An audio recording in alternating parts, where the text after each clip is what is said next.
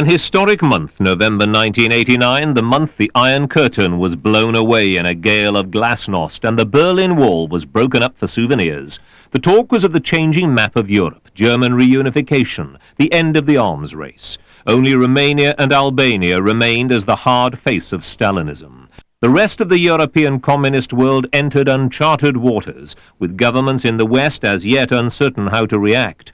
As a counterpoint to all that, 5 of the world's largest democracies had free and secret elections themselves this month, exactly what the beleaguered states in Eastern Europe are clamoring for. Events there quite overshadowed the rest of the world's news in November. Poland, Hungary, East Germany, Czechoslovakia, the Baltic states all continued down the democratic road, with the most dramatic and unexpected developments in East Germany. In October's news brief, we touched on the growing discontent in the country, the huge demonstrations and protest marches. The start of November saw much the same kind of thing, only now the demands were getting much more ambitious, the confidence growing. At this stage, in the first week of the month, no one could have guessed what was to come. The opposition was still fragmented. The strongest anti-government grouping, not a political party as such, was called New Forum. Their spokesman outlined what they were after. Freedom of speech, freedom of rallying, of assembly, freedom of forming associations. All these points are granted very clearly in the Constitution, but haven't been granted in reality. Restrictions on newspaper reporting began to ease. People were now getting some idea of how others in different parts of the country were feeling.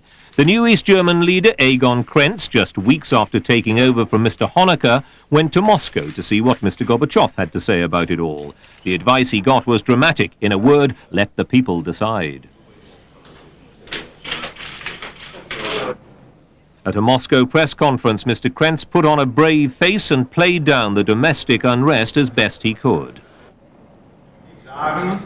As for the demonstrators, I would like to say that many of them are in the street to show that they are in favor of better socialism, for the renovation of socialism. And in this sense, I consider that it's a very good sign. To party leaders who've been used to taking their instructions from Moscow for generations, the Gorbachev message, make your own decisions, is disconcerting to say the least. For Egon Krenz, the immediate problem was how to stop his people walking out on communism, quite literally.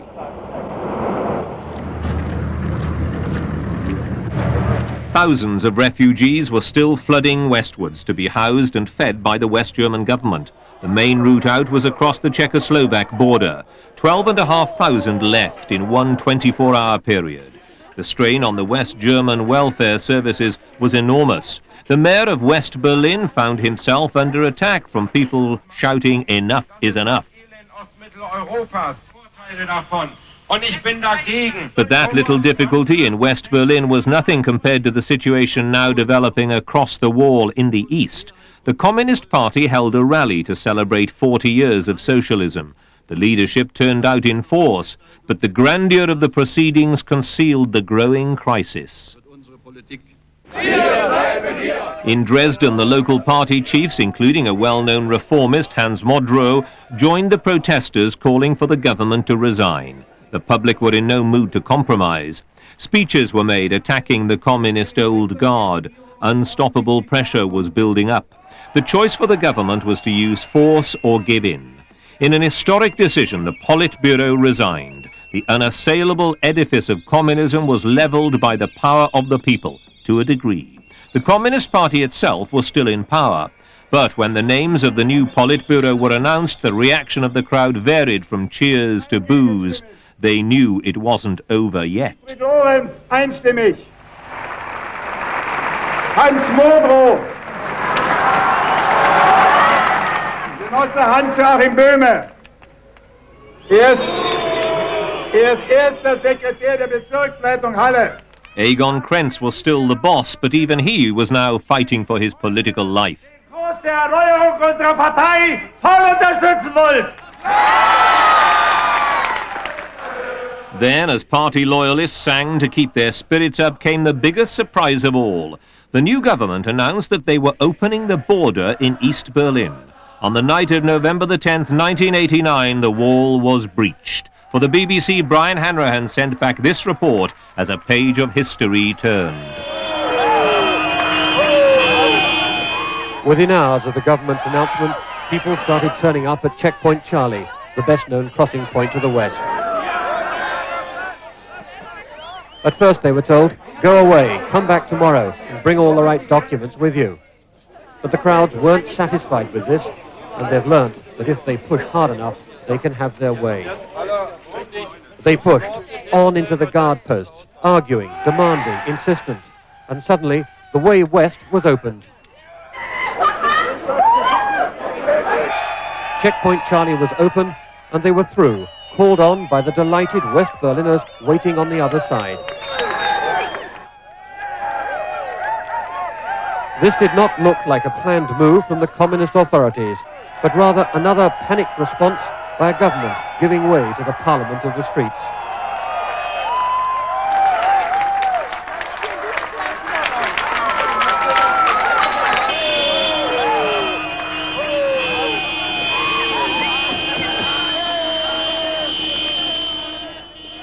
But these were not people abandoning their country. Most were simply heading for the night out of their lives. They discovered what was happening by watching West German television, and they'd come running, as they were, to join the party.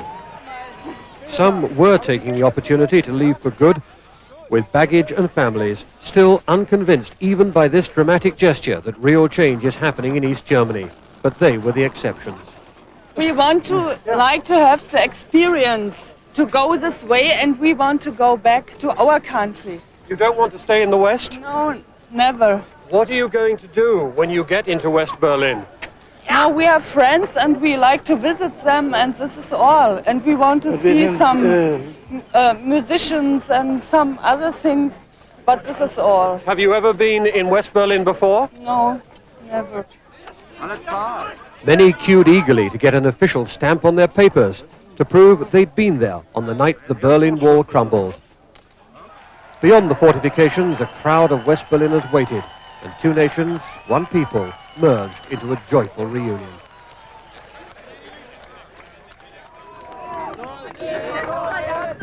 It was hardest for those old enough to remember how it had been 28 years ago, before the wall was built. But the narrow opening allowed by these Germans wasn't enough to cope with the press of people. Some started to climb over the fence itself, others found another way through it. Playing a little with the fence. Did you ever expect to do this? No, never. Well, what do you think of tonight? It's wonderful. That's what we waited for. And then they forced open another gate and piled through it. It was a cheerfully anarchic night.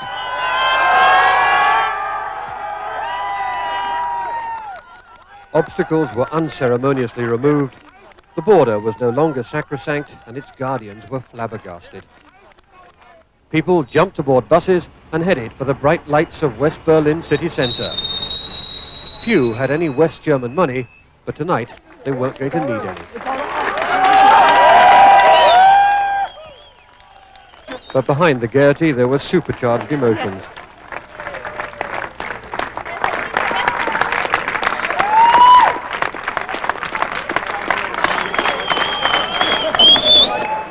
In the center of divided Berlin, the Brandenburg Gate straddles the border, normally forbidden to people from both sides. Troops stood guard over it. And when the first West Berliners tried to breach the wall, the guards tried to drive them back with fire hoses. But this night, they too were forced to retreat in the face of people power.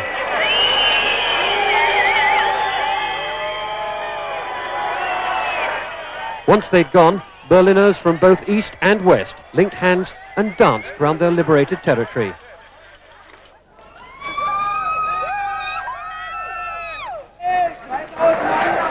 behind them, others clambered playfully up and down on the Berlin Wall itself, something people used to be shocked for. Say hi to Axel.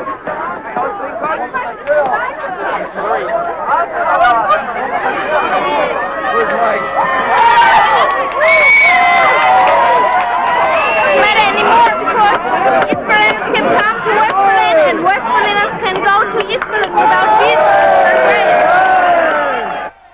And with nobody to stop them, it wasn't long before the first attempts were made to destroy the structure itself. Everybody was testing how far they could stretch their new freedoms. I'm standing on top of the Berlin Wall, which for years has been the most potent symbol of the division of Europe. And there can be few better illustrations of the changes which are sweeping across this continent than the party which is taking place here on top of it tonight. I want to be an astronaut. But this will need to be more than a piece of November madness to wipe out the bitter memories of the past. But I remember when the wall is built, I was a man, 21, and I see people is jumping from the eastern side to the western side, and they were killed in this time. And now it changes. They come to us without danger and free. That's all. But as the night wore on, the guards moved back to the Brandenburg Gate and started to ease the people away. State radio said that new regulations governing the border would begin in the morning. This astonishing night was only to be an interlude between the old and the new laws. But it raises the basic question of whether free travel is a right or a concession. And now Berliners have discovered the pleasures of popping over the wall. They may not take easily to any regulations, no matter how liberal. In the West German Parliament, the reaction to the news was spontaneous and patriotic.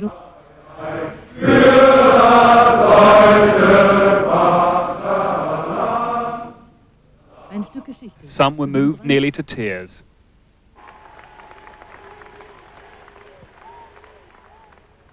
Once an architect of Ostpolitik, the acceptance of dialogue with East Germany, Willy Brandt is back in Berlin, the city where he was mayor when the wall was built. His successor as West German leader Helmut Kohl cut short a visit to Poland to come here. There is, he says, a moral duty to work for the reunification of the German nation.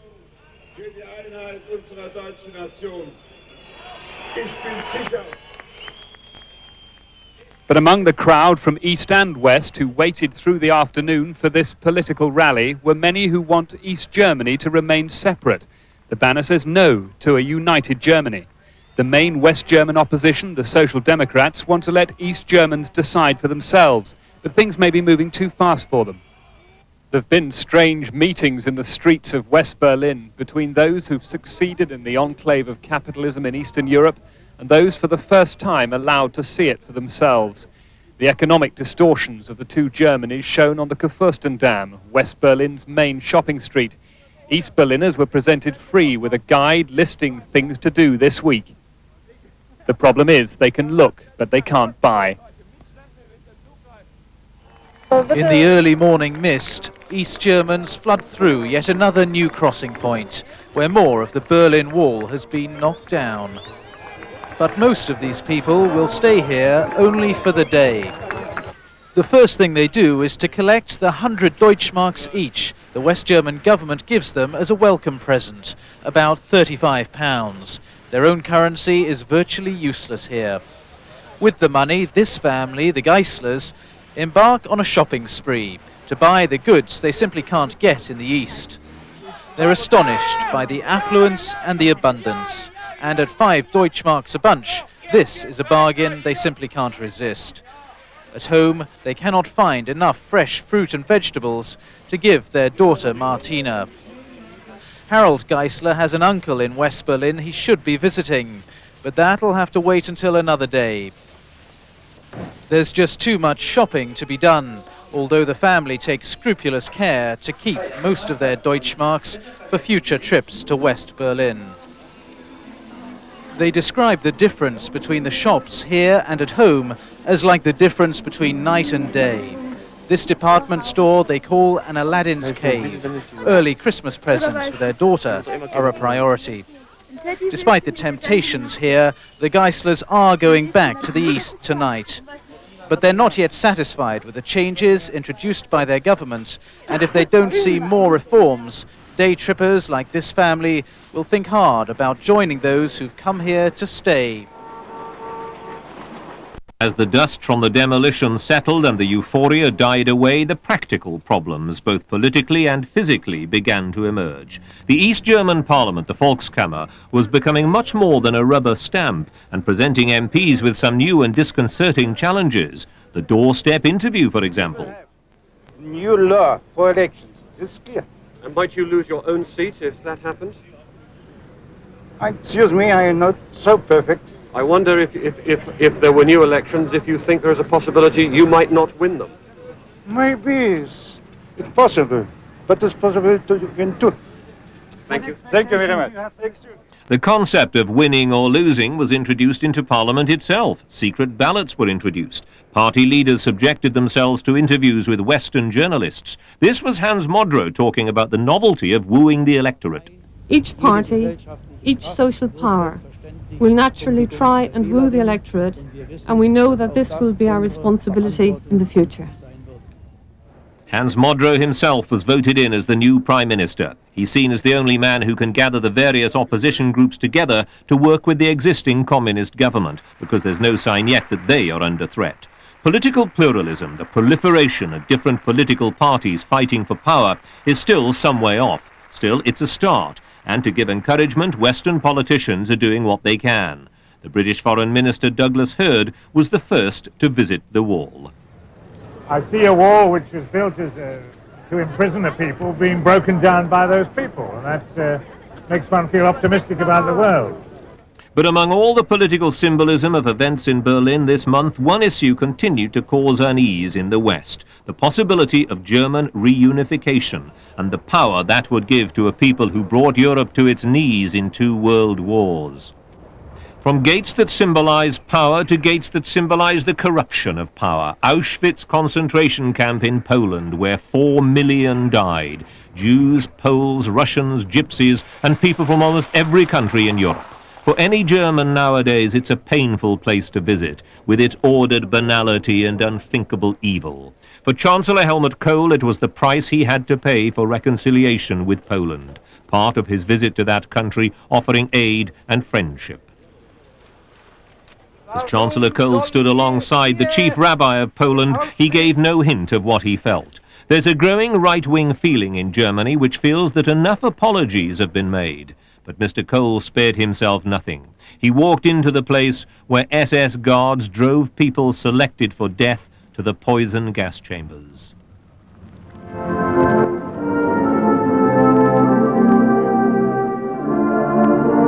Reconciliation with a united Germany remains a problem for many other European countries who suffered in the world wars. In the United Kingdom, the Remembrance Sunday services were held just a day or two after the Berlin Wall rejoicings. It was a time throughout Europe for sober reflection.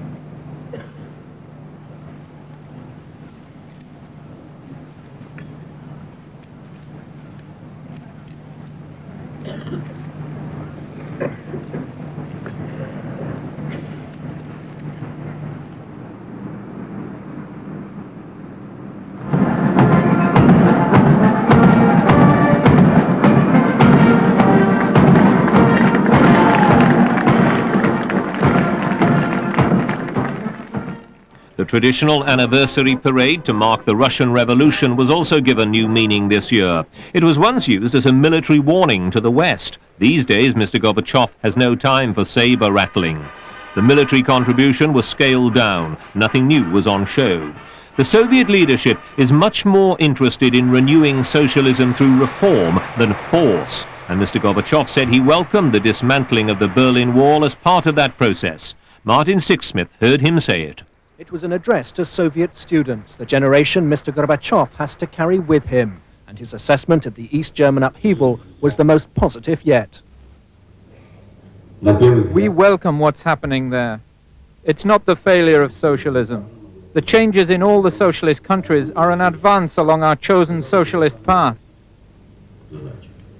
Mr. Gorbachev again ruled out the immediate reunification of the two Germanys. He'd earlier warned the West not to interfere. The Kremlin's encouragement of change in Eastern Europe has alarmed many communists, but the clear impression is emerging that the opening of the Berlin Wall was a deliberate step in Mr. Gorbachev's long-term strategy. He now needs cooperation from the West to prevent the instability in Eastern Europe that could put his own political future in jeopardy.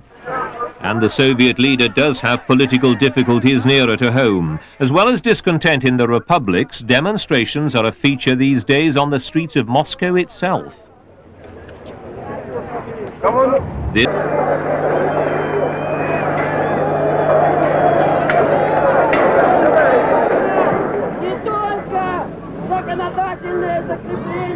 But these little local difficulties were a distraction from the main thrust of events in Eastern Europe this month. The momentous events were by no means... The Glienicke Bridge on the edge of West Berlin used to be the focal point of the Cold War, a place where spies and prisoners were exchanged and you could be killed for crossing an invisible line.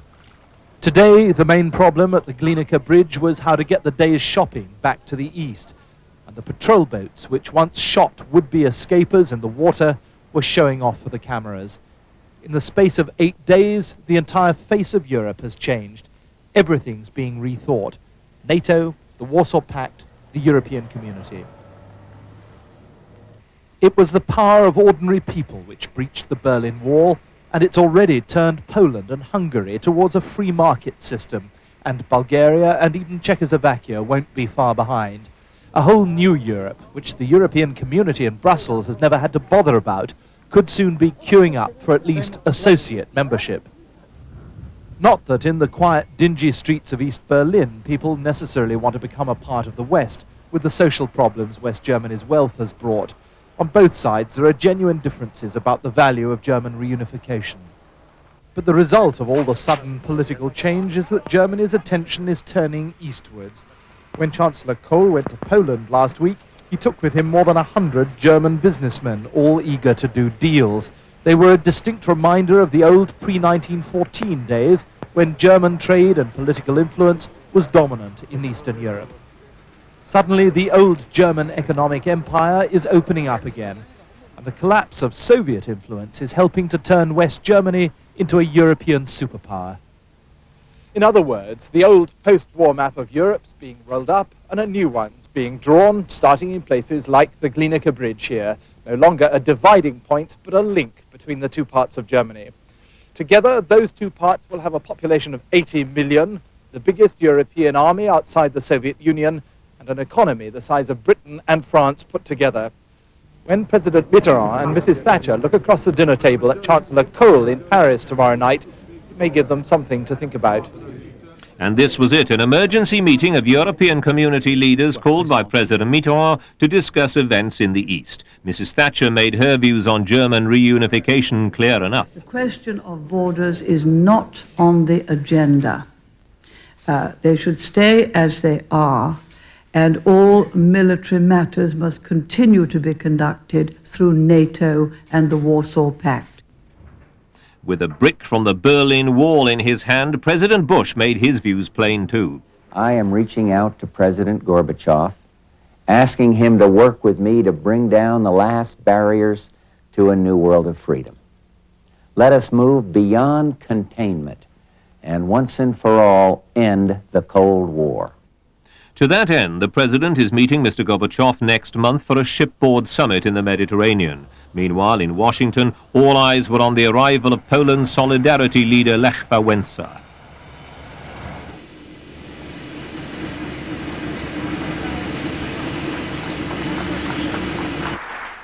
The Polish leader was in Washington to receive a medal from President Bush as an honored champion of freedom. But of more practical value was his visit to Congress. Mr. Speaker, Mr. Lech Wałęsa, Chairman of Solidarność. The senators have already promised Poland more than $700 million, but Mr. Wałęsa said he wanted much more. Judging by his popularity, he's likely to get it.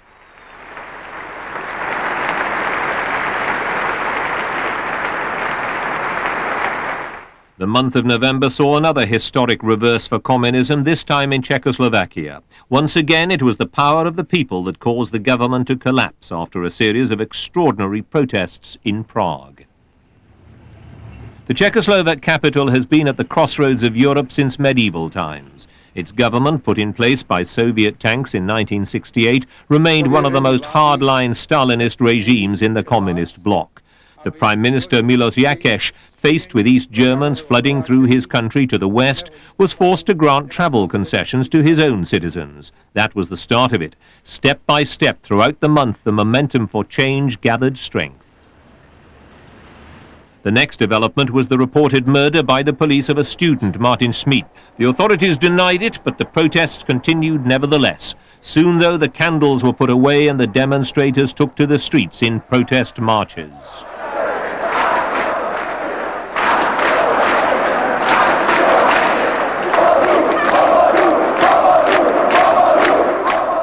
On a previous occasion, riot police had clubbed unarmed protesters, causing an outcry throughout the country. This time, the authorities ordered the police not to use force unless absolutely necessary. Dissidents said they'd been secretly approached by the party to help contain the situation. I have the feeling that there are some places where it is more important. There are beginnings of real opposition in our country, and this opposition is based on openly expressed sympathy of big part of society. Wenceslas Square in Prague has been the traditional focus for protest for generations. Now, night after night, more than 250,000 people assembled there to voice their protest against the government and call for free elections and an end to the one-party state.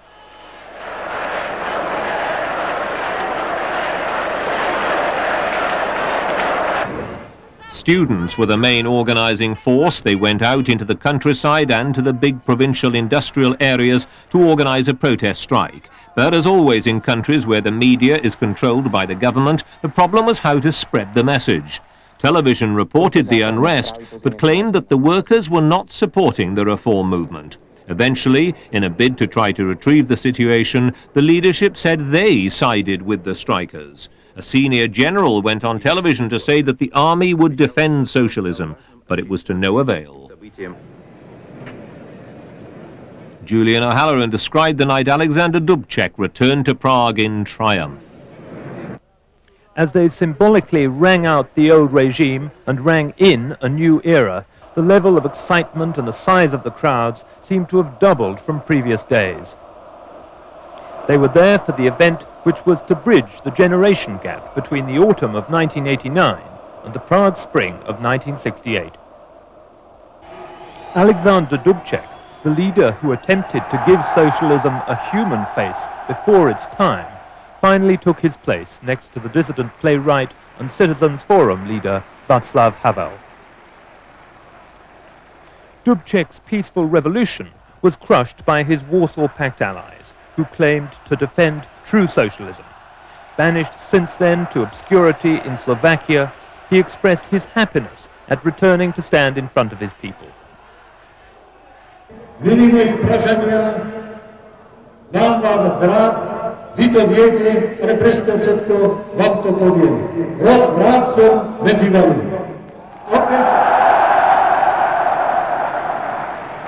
He expressed his pleasure that the nation had raised its voice in favor of the democratic restructuring of society. He said today's crisis had been caused by the brutal invasion unleashed in 1968 by armed force into the lives of the ordinary people of Czechoslovakia.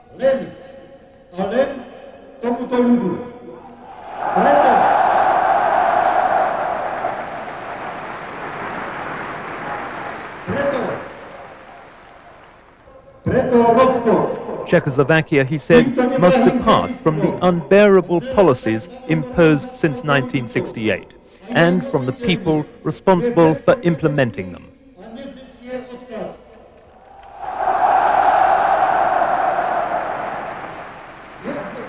As if the drama of all that wasn't enough, a news conference given by Mr. Dubček and Mr. Havel at 7:30 this evening was interrupted by the news that the entire Politburo of the Czechoslovak Communist Party had resigned.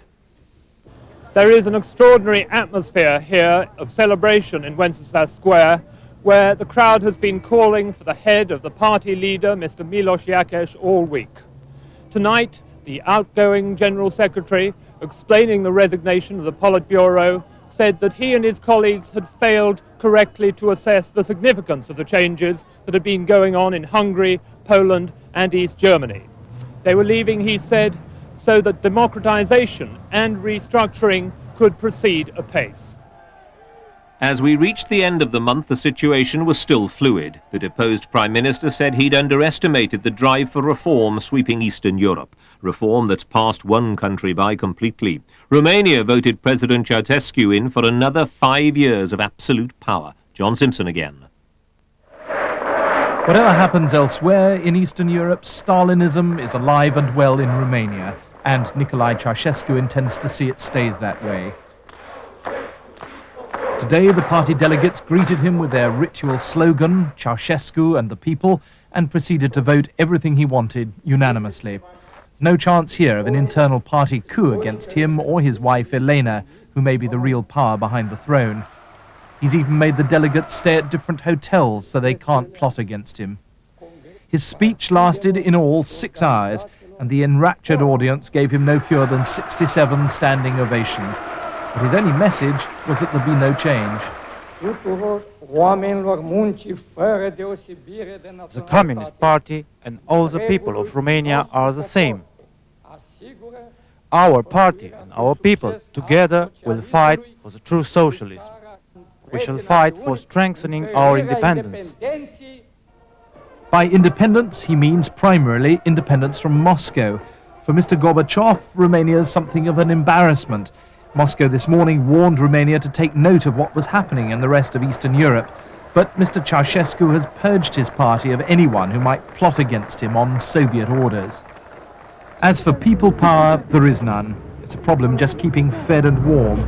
His determination to repay Romania's foreign debt as fast as possible has brought the country the lowest standard of living in Europe, Albania excepted. What money there is has gone on building the extraordinary highway of socialism through the middle of Bucharest and the vast palace of the people where he's planning to live. No one in Romania dares call it megalomania. In a country where every typewriter has to be registered, where every contact with a foreigner must be reported within 24 hours, and where every 4th person is said to be an informer, Mr. Ceausescu doesn't have to worry about popular discontent. His faithful party colleagues call him the light of the East and our Prince Charming. He's the one Eastern European leader who doesn't seem to be in any danger at present. They may later call him the great survivor as well. Now to a group of countries where democratic elections are the custom. This month, Greece went to the polls for the 2nd time this year. The existing coalition was threatening the country's stability because it was unworkable. Now the public wanted a clear-cut majority. They didn't get it. Mr. Papandreou, the former socialist prime minister, was unseated in the earlier election. He'd been at the centre of several scandals, telephone tapping, fraud, and a rather steamy divorce. But with the support of his new young wife, he made something of a comeback. His opponent, Konstantin Mitsotakis, made some gains, but not enough to gain a clear majority. So it looks as if another coalition will have to be formed with perhaps yet another election next year. Another narrow electoral victory for the government in Spain. Here again, the opposition had high hopes of a win. The Conservative Popular Party made some gains, leaving the ruling socialists to make most of the running. Carmen Gonzalez, the wife of the Prime Minister Felipe, won a seat for her husband's party at Cadiz.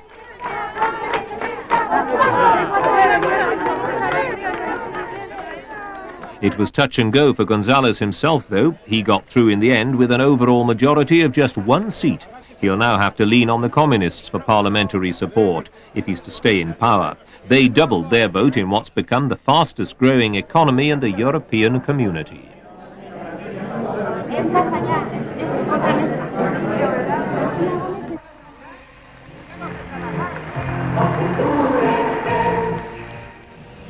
Brazil had its first free presidential election this month for 29 years. It's in two stages. In the first ballot, the left-wing candidate Lula came second, so he will go into a runoff next month with the winner this time round, with 25% of the vote, the youthful Fernando Collor. He's a former provincial governor with a flair for attracting the crowds and the media.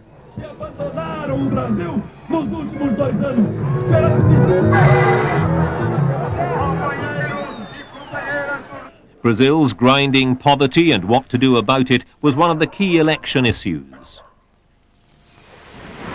The gap between rich and poor in the country is greater than anywhere else in the world. Away from Copacabana Beach and the bright lights of Rio de Janeiro, 1/3 of the 82 million people qualified to vote are illiterate. If the various parties on the left unite for next month's vote, the result could be closer than Mr. Collor's supporters expect. If he wins, though, the rejoicing will be just as unconstrained.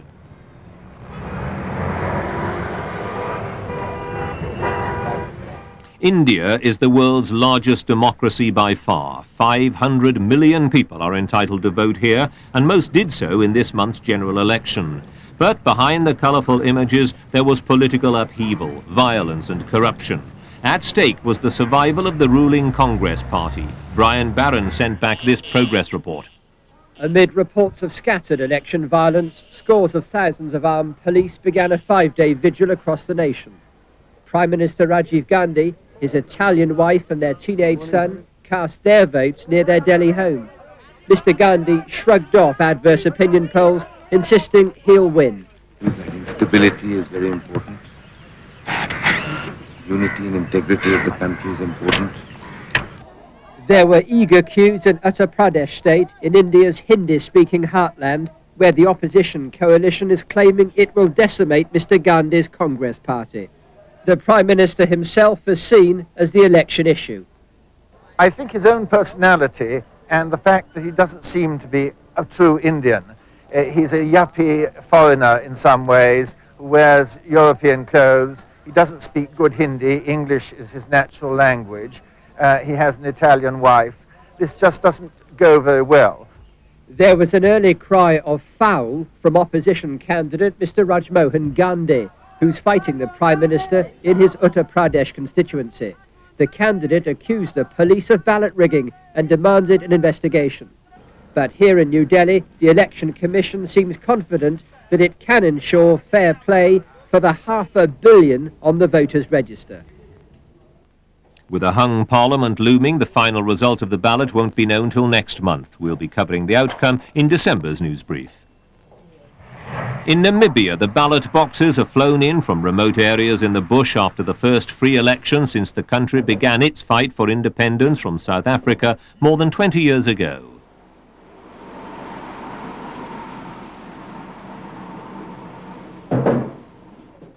The count was supervised by the United Nations peacekeeping force sent there to monitor and police the handover of power. We dealt with that, by the way, in our March 1989 issue of News Brief. The whole operation was handled with meticulous care. Political parties, public safety, okay. The result, as predicted, was a win for the South West Africa People's Organization, which meant that the veteran SWAPO campaigner Sam Nujoma was almost certain to become the country's first president, back home for just 2 months after half a lifetime in exile.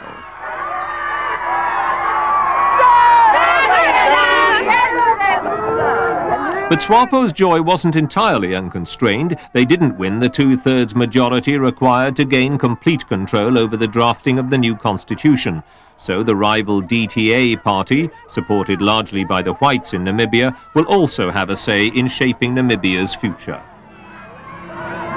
Goodbye, South Africa! Welcome, Namibia! In South Africa, political change continued apace this month, with some relaxation of the apartheid laws on the beaches and in selected residential areas. There was also some more joyous celebration as buses took the crowds to a rally organized by the African National Congress, still, legally speaking, a banned organization.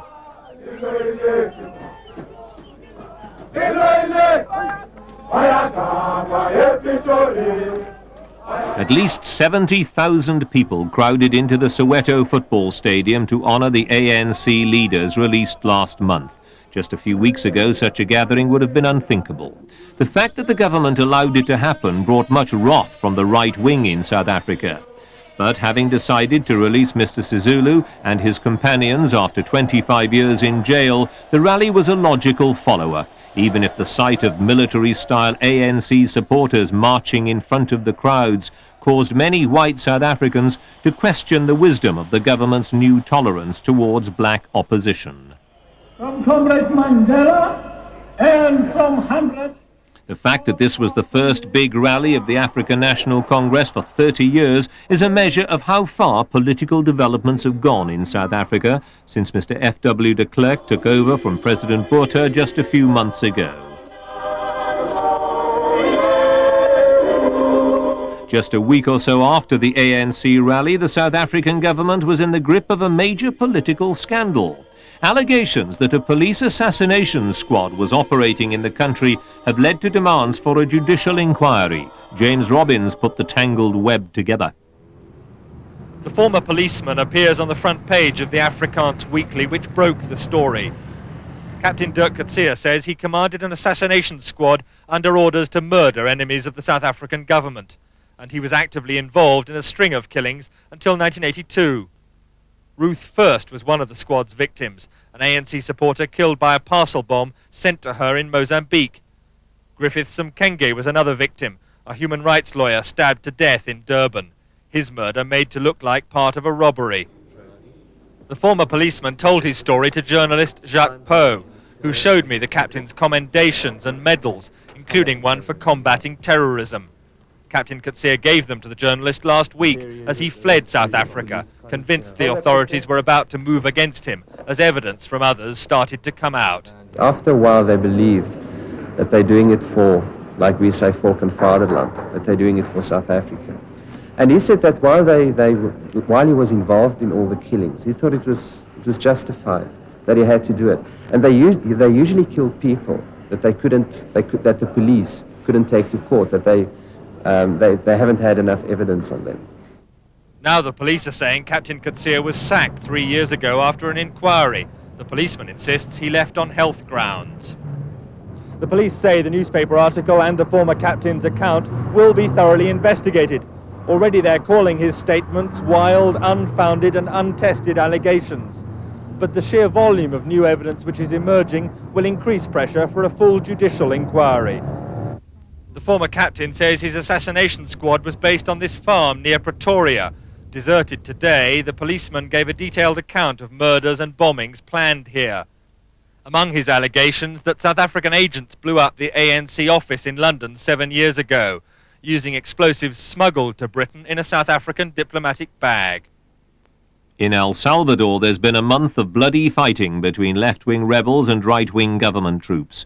The conflict has been going on now on and off for more than 10 years. But this month, the murder of 6 Jesuit priests in the capital San Salvador shocked the world and led to calls for America to stop giving the government the $1 million a day it gets for pursuing the fight against the guerrillas.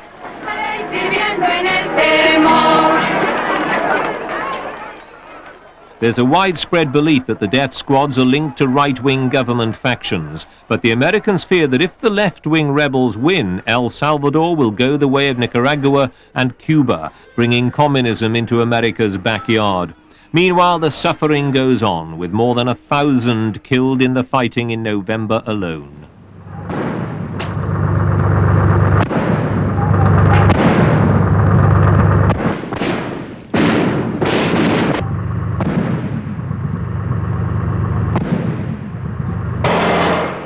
The rebels were determined to take the fighting into San Salvador's rich suburbs. They took over the Sheraton Hotel and several American hostages with it.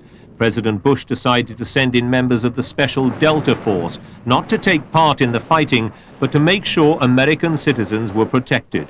They were trapped inside the hotel.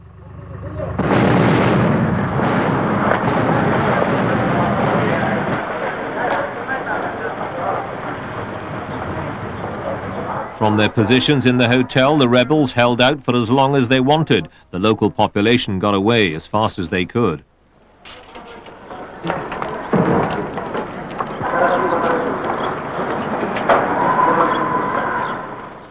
Eventually, much to their embarrassment, the American advisors were released.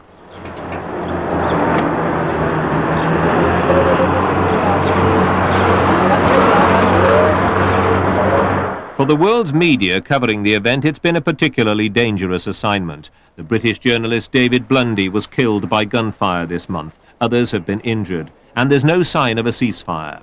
The government aren't interested in talks with the rebels. The answer, it seems, lies with their supporters in the United States.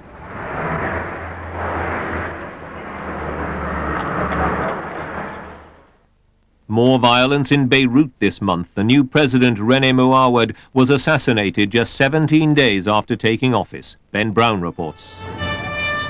After less than 3 weeks in power, President Mouawad today became yet another victim of the civil war he hoped he could help end. The bomb which killed him had been hidden in a small shop on the route taken by the presidential motorcade. It weighed some 550 pounds and it was detonated by remote control. Mr. Mouawad had been on his way from a reception to celebrate Lebanon's Independence Day. Among others in the convoy who died, 10 of the president's bodyguards, 6 of them Syrians. But the Prime Minister-designate, Selim Al-Hos, survived, and later he described the assassination as a national disaster, an act of murderous treachery. It was an ambitious Arab peace plan which brought Mr. Mouawad to power. The idea was that he should form a government of national unity with reforms to give more power to the Muslim majority. Only yesterday, Mr. Mouawad had promised he would try to save his country, whatever the consequences and the sacrifices. He was a Maronite Christian, but more importantly, a pragmatist, committed to uniting Lebanon's many factions. But his already formidable job was made even harder by this man, General Michel Aoun, who believes he's Lebanon's rightful ruler and who denounced Mr. Mouawad's election as unconstitutional and a plot by the Syrians. Not surprisingly, they've accused General Aoun of having a hand in today's assassination, but the late president had enemies among Muslim as well as Christian extremists. After the explosion, General Aoun barricaded himself into the presidential palace, defying all calls to surrender the building to the new government. He said he would defend the place till death. At the end of the month, the situation was still unresolved.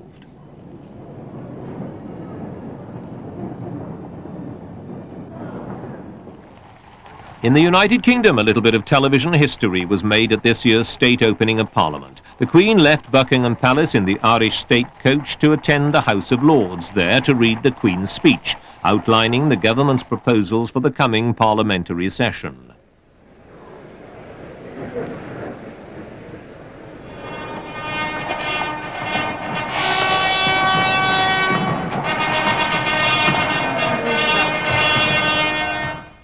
So far, all was familiar enough. We've seen the speech from the throne on television many times before. This is the House of Lords, where cameras have been installed for debates for more than a year now. The question was, should the Commons allow it too? Up to now, the most we'd seen of the MP's workplace was a quick glimpse when Black Rod summoned them to the upper house to hear the speech.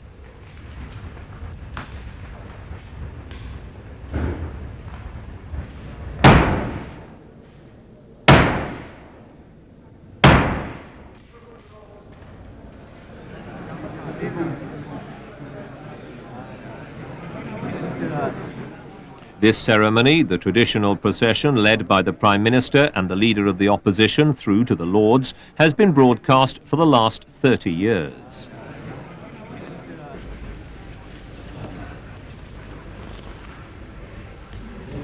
My Lords and members of the House of Commons. On cue, all that was changed, with Mr. Speaker the first to star. Order! Order! The cameras have been allowed in as an experiment only. MPs will make an assessment of their value at the end of the session, with a view to making them a permanent fixture. But opposition to the idea is strong, to judge by the opening speech by Ian Gow. And I quote, "The impression you make on television depends mainly on your image, 55%, with your voice and body language accounting for 38% of your impact. Only 7% depends on what you are actually saying." The Leader of the Opposition.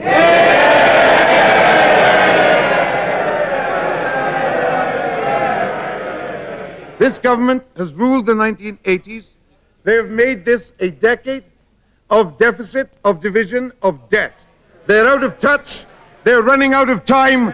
They will soon be out of power. Prime Minister!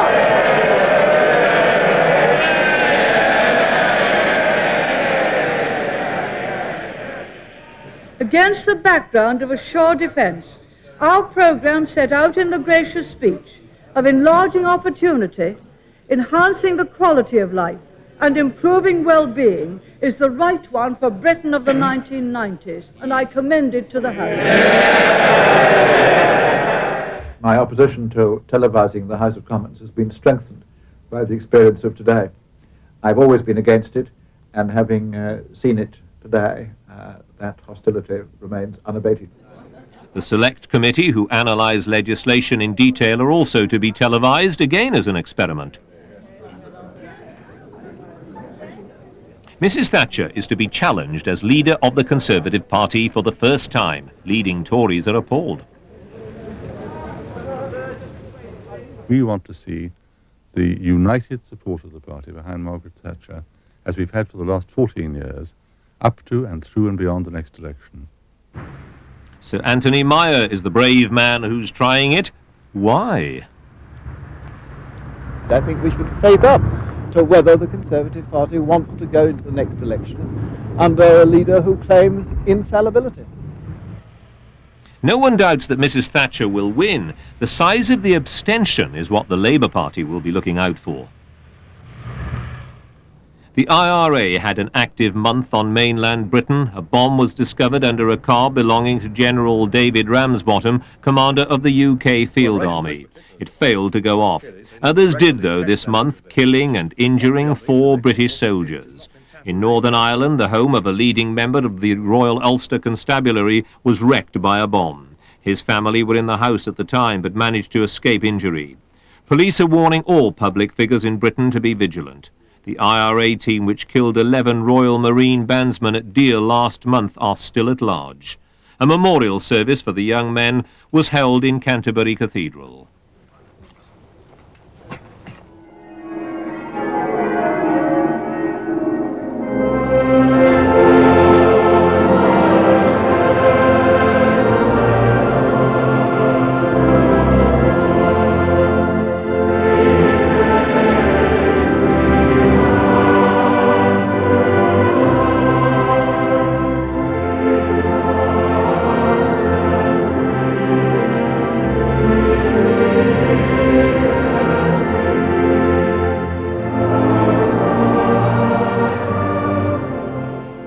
This morning, our indignation is targeted upon a deed which was unjust, merciless, brutal, and cowardly.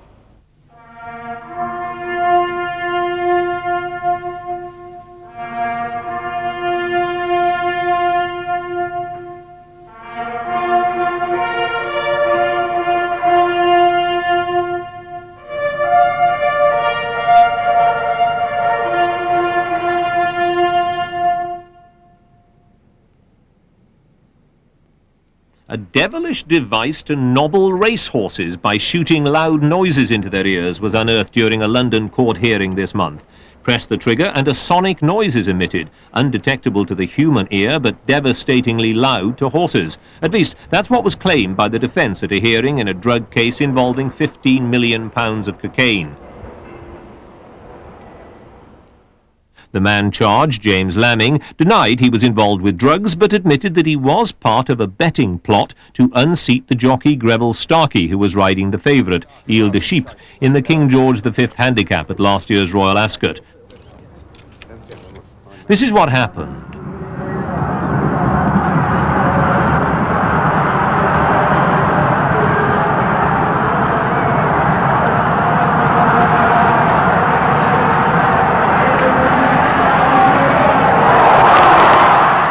A vet who tried the binoculars out said the noise did indeed frighten horses. If the device was widely used, the consequences for the racing industry would be profound.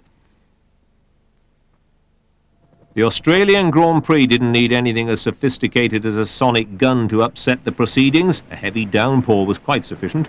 Ayrton Senna and Alain Prost were early rivals, but Prost retired after the first lap, leaving the others to struggle on.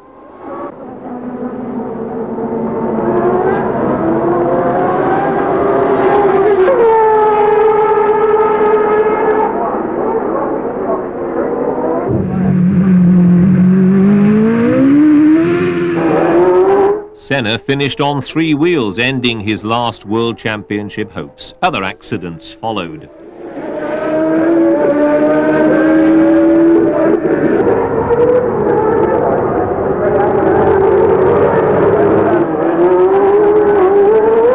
Only 8 cars were left at the finish. The winner was Thierry Boutsen from Belgium.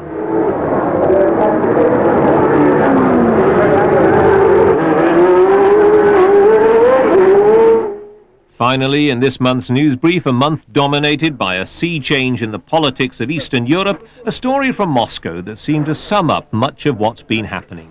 The KGB, once the most secretive and sinister machine of communist oppression, has opened its doors to television, a phone-in no less, and film of its activities.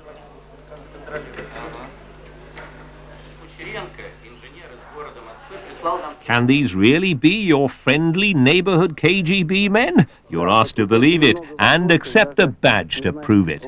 Till the next news brief, with much more of these momentous times in the communist world, from me, John Humphreys, goodbye.